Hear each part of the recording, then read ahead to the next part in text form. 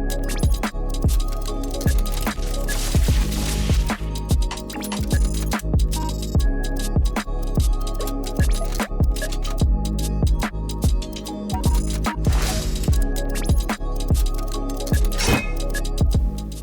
so we've had Troy on our Ultimate Brains show. So why don't we learn a little bit more about Troy? Who is Troy? Where's Troy started? So Troy, how did it all begin? Where did you start? Well, so I think I was about 4, and for those that can remember, I saw Michael Barrymore dance on telly on a TV show, and I said to my mum, I want to do that. Family art, musically orientated, sort of nothing that ever sort of came from it. I just said I wanted to have a go at it, and my mum took me to a local sort of like dance school where I lived, and I did Latin and ballroom. Wow. So in the early 90s, that's what I was doing back then. Yeah, that's where it started. And then it just sort of progressed from there, really. Like I enjoyed it, which was one.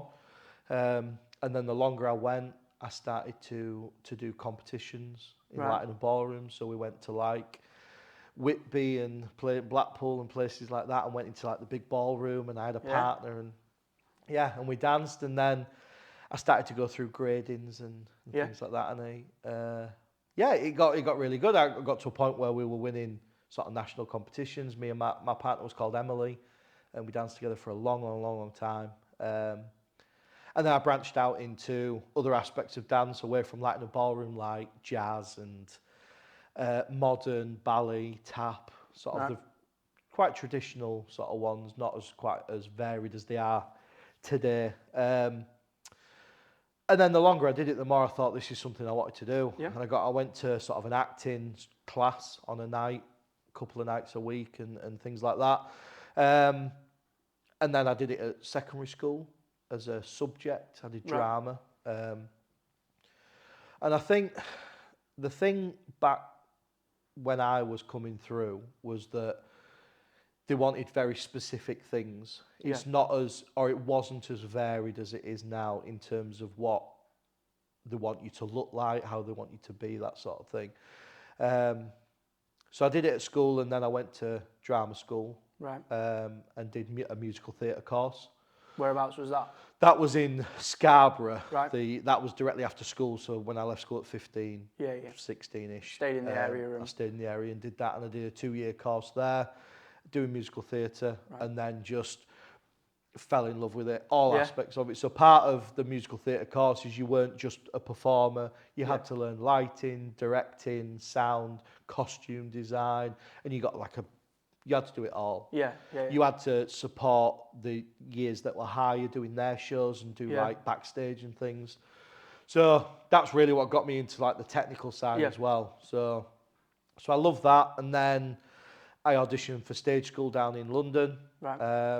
And this is the bit that was a lot more difficult for me is if you weren't funded, if you weren't on a scholarship, it was very expensive. It was a lot of money to do. And again, I went through a generation where they were wanting very similar people. So it was almost like in We Will Rock You, they have like the Gaga dolls. Everybody the same height, same hair colour, same body type. It was very much like that when I was going to the auditions, and I didn't fit really that profile at the time. I was quite tall, I was quite well built. I always went for the funny comedy side of things, and I'll tell you, I did an audition at an academy in London, and the entire audition, they asked us to walk from one side of the room to the other. That was it.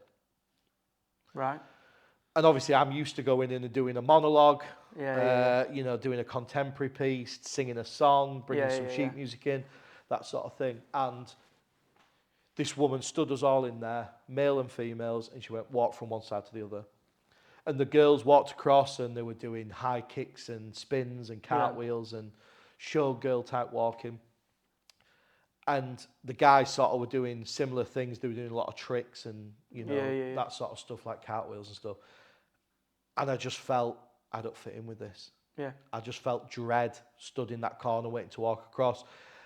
And I sort of strutted across the room like sort of Saturday Night Fever style. Like, just I thought I'll just be Troy, you know what I mean? And it just didn't fit in. It wasn't what they wanted. And I walked away from that audition and I thought, stage school's not for me at this time. Like this isn't where I fit in the world. So I ended up going into Backstage. I did struggle a little bit with the medical side as well because I had a bit of a back injury. I was doing Dirty Dancing, and I did the lift, and I corrected wrong. Right. So when you're lifting as a man, the woman holds her position, and the man works around it. All the other stuff. And what happened is we went up, and she tried to correct herself in the air, and I wasn't ready for it, and my back went. And that was it. It was game over then. I really struggled. Rehearsals or? No, it was in a show. Obviously, it's the end of the show. Yeah. So I stood up. We sort of like composed ourselves, got ourselves together. I was in absolute agony. Yeah. We finished the show. The curtain came in, and I just collapsed. I was done. The girl that I was dancing with supported me really well, but it was hard. So everywhere I went, when they were asking me to do flexibility tests and things like that, I'd struggled because I'd just damaged my back, sort of beyond repair really. So I really wanted to stay in the theatre and do that. So I wanted to go into Backstage. So I ended up working with a local producer. Is this back in Scarborough now? In Scarborough, this is, back in Scarborough. So I ended up working with a local producer, and I ended up basically starting at the bottom. I was just a fetcher and carrier, just a runner. Moving props and things like that, doing a few bits and bobs, working in the warehouse, sorting costumes out, get my foot in the door. And then just started to learn the other aspects of it. I went and sat and watched them do lighting. Then I went from that to operating the lighting for a show, so just pressing go and things like that. And then into designing the lighting and actually programming it. Step up, and setting up. Whilst I was doing that, the theatre that they were working in, I joined as a freelancer. Right. So I ended up working for the theatre as well as an independent technician. Because obviously I'd learnt the venue by then, so we did a lot of shows. And then there was a really big theatre in Scarborough called the Futurist Theatre, which was 2,500 seater, really big venue. Theatre, It's not there anymore, unfortunately. It's been knocked down.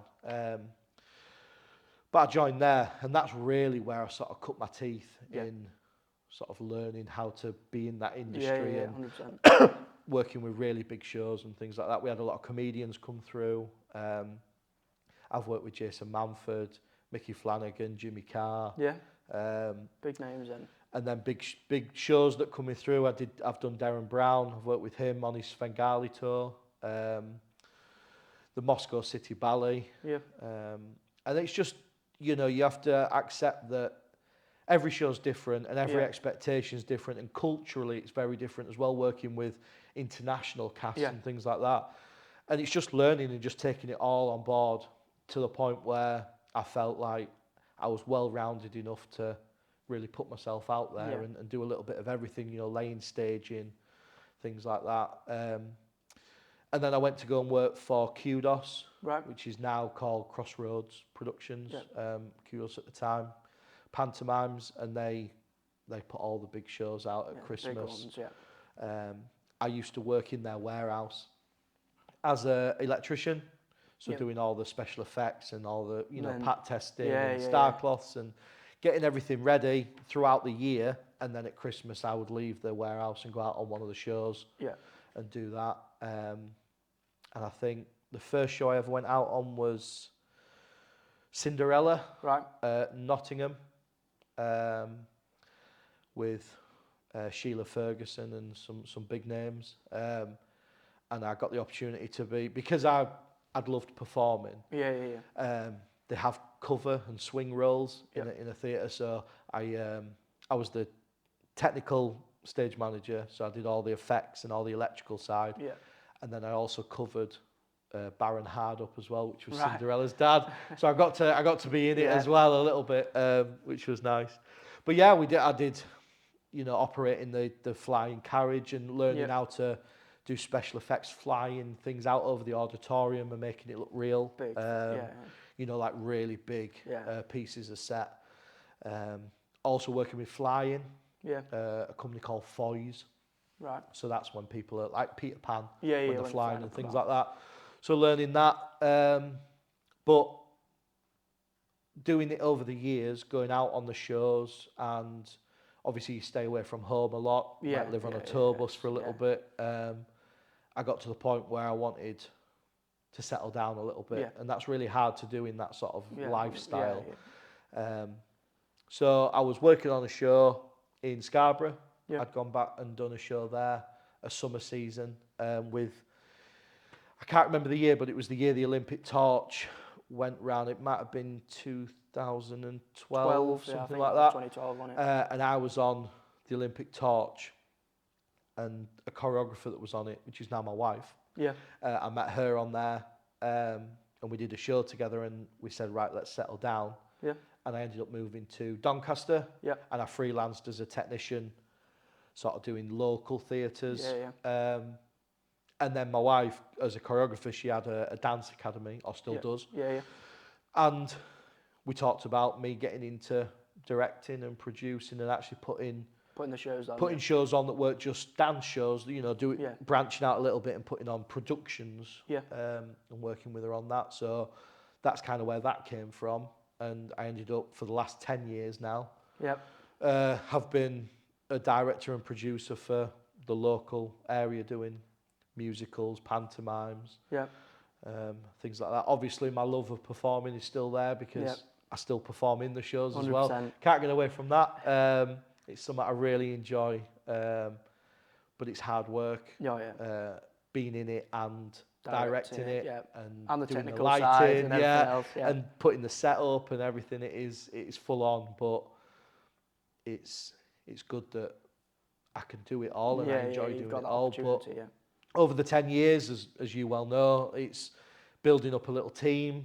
You know, 100%. People that are genuinely interested in learning, like yourself, that you've been able to show things to and move some of that pressure on to be able to allow other people to build what I've built over the years and do things. So it's been good, but it's been a long journey. It's 100%. Hard work, and let me tell you, you know, when you think, oh, you just stood backstage for 2 hours, but when you are running a circus act and there is constant things going on, constantly juggling, people running off with things on fire, and you're sat at the side of the stage with fire blankets waiting to go off, and things going wrong, and having to like work out what happens, you know, whether that's people coming on stage that shouldn't do, or props rolling off, scenes going the wrong way around. Exactly. I've done shows where we've done scene 1, scene 2, scene 4, and people have walked out, and you're thinking, this shouldn't be happening now. One of the fondest memories I've got of being in, say, I'm part of Troy's group. One of the things I remember is us going to do Snow White at the time. We were all ready. We'd been rehearsing. We were ready to go on. Was it 3 or 4 days before? Should we tell them what happened? So my appendix burst.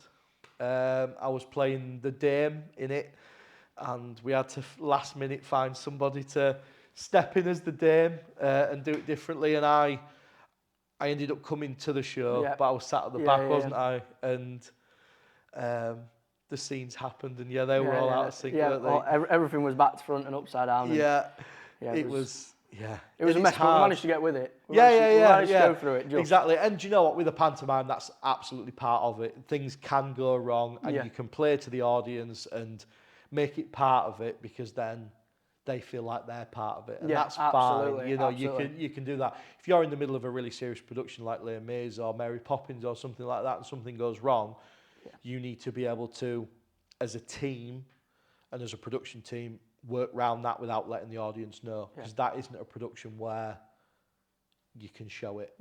So Panto's a lot more free, I think. Exactly, absolutely. Your T-shirt absolutely sums it up. The show must go on. Absolutely, Absolutely what's happened. So we've had plenty of stories over the years of things that have gone wrong. With you going blind after the first show. So before the knowledge of really using proper slosh came in, and when to use it, we thought, we'll do a cooking scene, and we thought we'll throw some flour around, And actually, in hindsight, flour's not what Not we a should good be throwing idea. around, really. It should be something a bit more safe on the body. And it ended up getting in my eye. And then the sweat congealed and it hardened into like paper mache, like mod rock. And I ended up in A&E with them trying to scrape it off my eyeball. But the day after, you did come back and the show did go on. Yeah, and I had a big patch over my eye. Again, all as the like day... iodine dripping down, and But it happened. It went on. Made it work. And you know what, like I say, with the pantomime, we did what we needed to do. But yeah, I mean, even in the big professional shows, things don't always go as they should, and you have to be able to work around it and do what you need to do. I'll never forget the first time I ever really messed up in a production. I was backstage at the Birmingham Hippodrome for a big production. It was a pantomime, so we got round it. But Brian Connolly did a sketch where he brought lots of instruments on stage and played them. And it was my job, simple as anything, passing the instrument. Yeah. That was it. So he had about 6 instruments, and I passed him the first one, second one, third one. He did this bit with the audience where he talks to one of the kids. And what had happened that night is this kid had started doing something really weird in the audience, so he'd really homed in on this kid. Yeah. And what I did is I'd stopped thinking about the production and I was listening to the conversation So what was happening? So I'm there like laughing away because it was funny. And then Brian Connolly turns round to grab it. And I'm stood there with nothing in my hand, just laughing your head off. sort of like going, "That's good, that, yeah." And he's like, "Where's my next instrument?" And I just, the panic on my face, like I just dropped and I thought, "Oh my God, he's a big star, and I've ruined I've ruined his sketch." And he's a professional. He thought on his feet, and he grabbed me to bring me on stage. Right. And I thought, and my brain went, right, he's going to make a thing that I've forgotten. So what I did was I reverted to like laughing hysterically. Yeah. So I sort of pretended I was laughing really hard.